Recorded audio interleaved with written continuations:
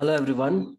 आज मैं एक प्लेलिस्ट बना रहा हूँ मेरे यूट्यूब चैनल पे, जिसका नाम इंस्पिरेशनल होगा। और इसमें मैं छोटे मोटे स्टोरीज एग्जांपल्स दे करके अपने सब्सक्राइबर्स को और अपने ऑडियंस को इंस्पायर करूँगा। आइए आज एक छोटी सी स्टोरी जिसमें एक मैसेज है मैं आपके साथ शेयर करता हूँ। इनर वॉइस के ऊपर। इनर वॉइस क्या होती है? जब मैं इनर वॉइस बोलूँ तो आपके अंदर की आवाज़। हर व्यक्ति अपने आप से बात करता है। मैं भी अपने आप से बात करता हूँ जब मैं अकेले में होता हूँ। और हमारी इनर वॉइस कैसी होनी चाहिए? अगर हमारी इनर वॉइस नेगेटिव हुई, निराशाजनक हुई, हम हमेशा हारने की बात करते हैं या हम हमेशा हिंसा की बात करते हैं, तो एक्सटर्नल वर्ल्ड भी हमारे सामने वैसा ही आएगा। इसके लिए ये बहुत इंपॉर्टेंट है कि हम जब अपने आप से बात करें तो हम हमेशा पॉजिटिव बात करें, इंस्पिरेशनल बातें करें, अपने आप को एनकरेज करें, इंस्पायर करें, मोटिवेट करें, ताकि हम लाइफ में अच्छा कर पाए। लोग कहते हैं कि first we fall within, then we fall outside. इसीलिए हम हमें हमारे अंदर का बैटल कभी भी लूज नहीं करना चाहिए। और हम तभी अपने अंदर का बैटल नहीं लूज कर पाएंगे जब हम पॉजिटिविटी और ऑप्टिमिज्म से भरे हों। आइए मैं आपको एक छोटी सी स्टोरी सुनाता हूँ जो इनर वॉइस को बताती है। होता यूं है कि ये स्टोरी दो फ्रॉक्स के बारे में है। एक तालाब होता है और उस तालाब में दो मेंढक रहते हैं, जिसे हम फ्रॉग्स बोलते हैं इंग्लिश में। और वो तालाब के अंदर बहुत सारी मछलियां थी, बहुत सारे खाने पीने थे। वो मेंढक वहां पे बहुत खुश थे।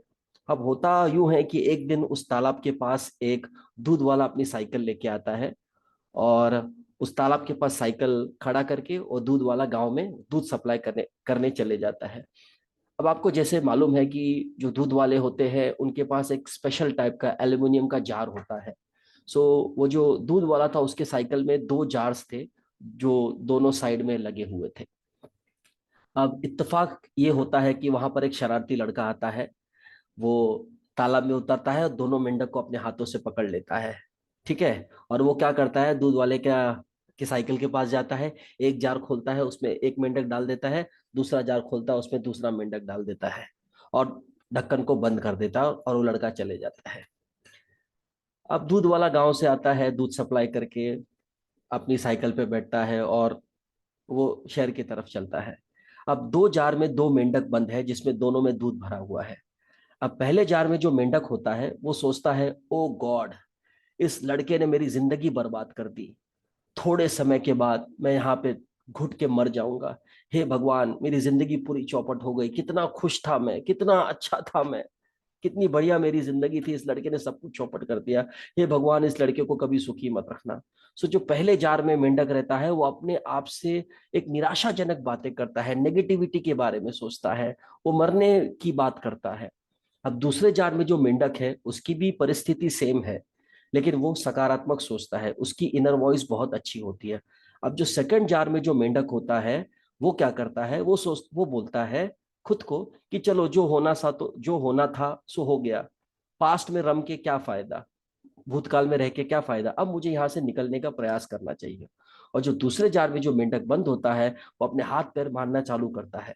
अब हाथ पैर मारते मारते मारते मारते सेकंड जार में एक फ्रॉथ जैसा, एक मलाई जैसा जम जाता है और दूसरा मेंढक उसके ऊपर बैठ जाता है।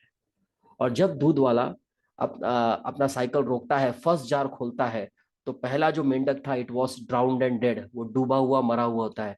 अब जब सेकंड जार खोलता है तो उसके अंदर से वो जो दूसरा मेंढक मलाई के ऊपर बैठा होता है उड़ी उड़ी मार के वो भाग जाता है।